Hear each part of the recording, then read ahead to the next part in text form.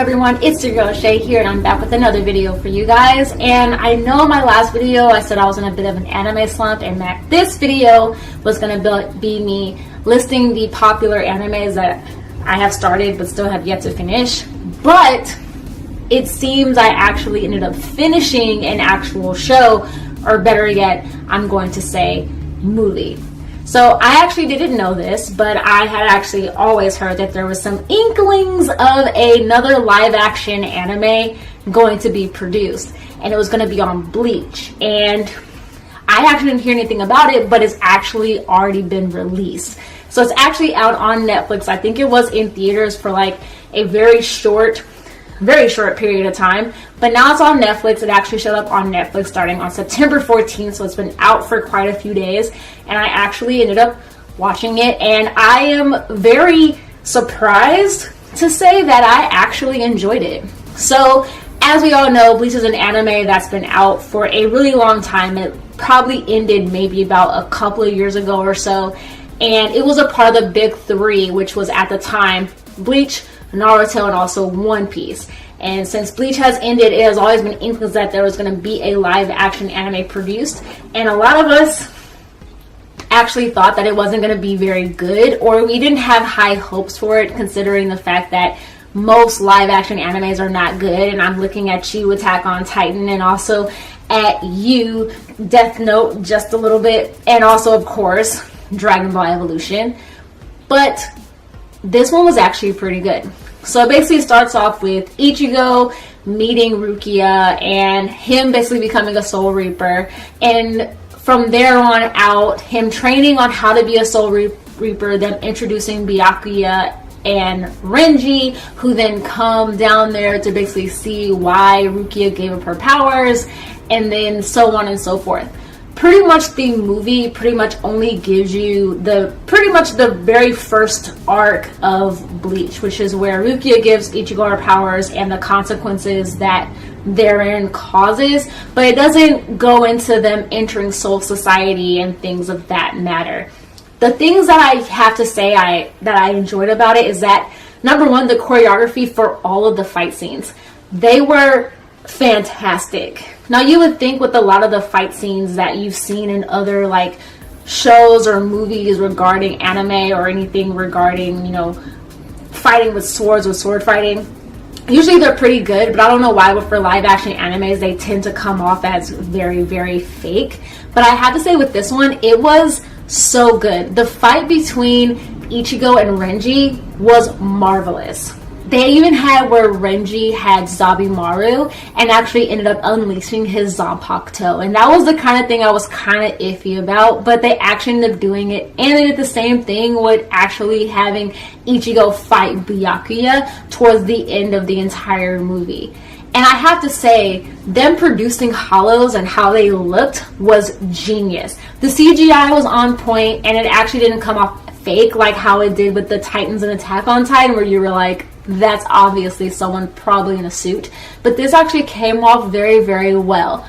The entire storyline also was probably one of the best parts, because there was no way they were going to fit like 10 to 12 seasons of Bleach into an hour-and-a-half movie. So get that out of your head right now from the entire beginning. As far as the characterization of the characters was concerned, they had Ichigo actually very spot on to how he's portrayed in the actual anime and also in the manga.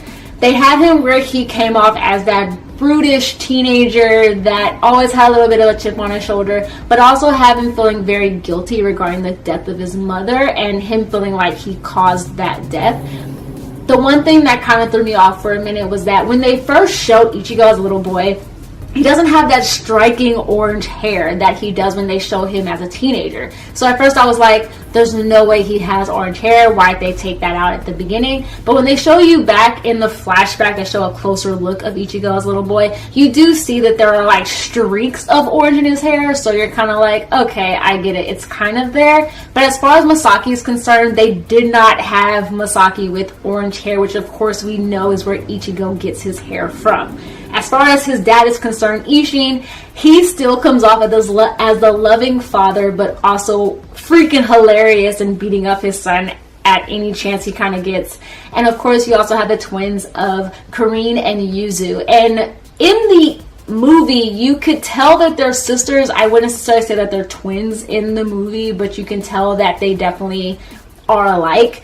Kareen, you don't really see with her like brutish attitude. You kind of see that her and Yuzu seem to have kind of the same attitude per se. Nor do they go into saying that Kareen can actually see ghosts just like her brother, as we all know is a part of the entire series. Yuzu also doesn't have the light brown hair that she has. She and Kareen have the exact same hair color, which is of course black. You also have Chad also in the movie as well, and he actually looks like he could be a mixture of Japanese and Latino, which we all know Chad is in the actual source material. And Orihime doesn't have orange hair. She actually has like a lighter brownish kind of a hair, like dark brown hair, I would have to say. And she does have her clips in her hair as well. Uryu is probably the only character that I would say I didn't really like. He did come off as a cold-ish kind of a character, but he didn't have that, like, I don't know, annoying spunk to him that I guess he kind of had in the source material.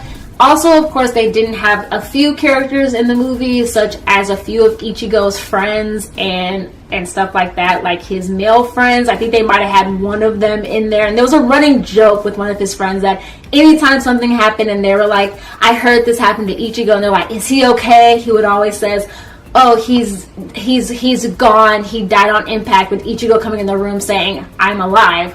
So that was a running joke throughout the entire movie, which was actually also kind of cool to see. And they also had Ichigo's friend Tatsuki as well inside of the movie, and she was actually pretty cool as well. So I have to say the characterization of the main characters was pretty spot on, pretty on point. The same with Rukia. I actually really liked the girl that played Rukia. And I have to say that the emotion was also there as well. As many of you guys know, during the first arc of Bleach, you have where Rukia basically kind of confronts Ichigo about like fighting her brother, and she's kind of close to tears as she says it because she doesn't really feel what she's saying. She's just saying it to save Ichigo's life. And you see that conveyed in the movie as well when it gets to that pivotal point. I would have to say that the ending for this entire movie does leave it open for them to do a sequel, because they go into the whole fact of like Rukia's kind of wiped everyone's memories clean of her and basically what has happened, but you get an inkling that Ichigo still like knows what happens, because it just how it ends with him looking into his notebook and seeing a message that Rukia had written to him at the beginning. You kind of get the feeling that it's not over yet. And I would honestly love if they came out with a second or with a sequel to this movie, to be honest. Now, there were some parts of the movie that, of course, aren't going to be perfect. You don't have them going through the whole thing of where Chad and Orihime's kind of spiritual powers are starting to awaken. Although you do get hints of it where in the big fight with the Hollow, they tend to sense that Ichigo's there, but they don't exactly have like confirmation that it's actually him. And of course you also have like not the whole fight between Ichigo and Uryu, also where Uryu's explaining Ichigo's spiritual powers. You don't really have that. So of course there's some stuff that is not there. So to be honest, like I mentioned already, it was actually a pretty good movie. They actually did it pretty well, which I was thoroughly shocked about. And one of the things I also loved about this movie was the music. A lot of the music they had in the movie was actually in the anime, which definitely took you back into when you first watched this series. So good job, Warner Brothers. I'm thoroughly shocked, I'm thoroughly surprised, and I give you guys your props for what you did with this film. I know there's going to be a lot of people that are going to hate on this, whom are huge fans of Bleach, and be like, it wasn't perfect, blah blah blah. No anime live action is ever going to be perfect. I think we as anime fans have to basically be okay with that. There are going to be moments where it's not going to be very good, and there's going to be moments where they're going to leave stuff out. But like most source material, whether it's for a book or even for like the Marvel comic books, when they come out with those movies, they always take stuff out that is going to seem irrelevant to anyone that doesn't know the source material, which is why they want you to go back and read or watch the original source material. So for those of you guys who have watched the Netflix movie Bleach but are a little bit confused or want to know a lot more as far as like what happens with Ichigo, or want to look at the source material, definitely recommend it. check it out on Viz. I know Viz has access to the manga, and of course you can always check out the actual anime series. It might be on Hulu. I don't know if it's on Netflix, but it might be on Viz.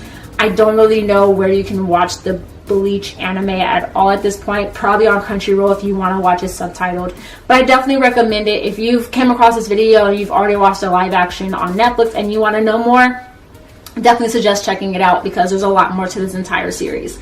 But like I keep reiterating, they did this actually very well. So if you are someone like myself who was very skeptical about when you heard there was going to be a live action Bleach movie releasing, and you're kind of like, I don't know, because of all the live action they came out with before, I do recommend checking this out. I was surprised. Like I said, give my props to Warner Brothers Japan for coming out with this movie. I kind of wish it was in theaters because I feel like some people are going to enjoy it, but I'm actually happy it's out on Netflix.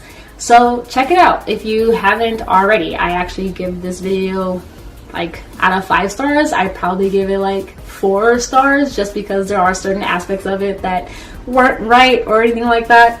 But yeah, check it out if you haven't already. It's on Netflix. It's probably going to be on Netflix for a while.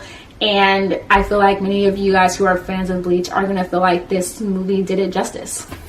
And like always, you guys, that is my video. That is my review on the Bleach live action movie. Comment down below if you've already watched it. Let me know what you thought of it. Let me know if you enjoyed it. Let me know if you hated it. Let me know why you hated it if you did. And plus, like always, I will leave in the description box below links to all my social media accounts, my Instagram, my Twitter, and my blog as well. So be sure to follow me on there if you want to know what I'm up to or you want to basically see what videos I'm going to come out with next. I come out with new videos every Monday, Wednesday, and Saturday, so be sure to check them out like that, like always. And I'm actually gonna, bit of a PSA, or not PSA, but a little bit of an announcement. I'm not gonna do Motivational Mondays every single Monday anymore. I might do them every first Monday of the month, which leaves me open to do more anime-related content on Mondays because I want to start doing a lot more for you guys. And hopefully I have another review out for you guys soon because I'm also watching another anime that I'm actually really enjoying. But that's my video, you guys. Hope you guys enjoyed it. Like always, give the video a thumbs up. Subscribe if you haven't already. And like always, you guys, stay nerdy. And of course, also, you guys, stay positive. All right, you guys.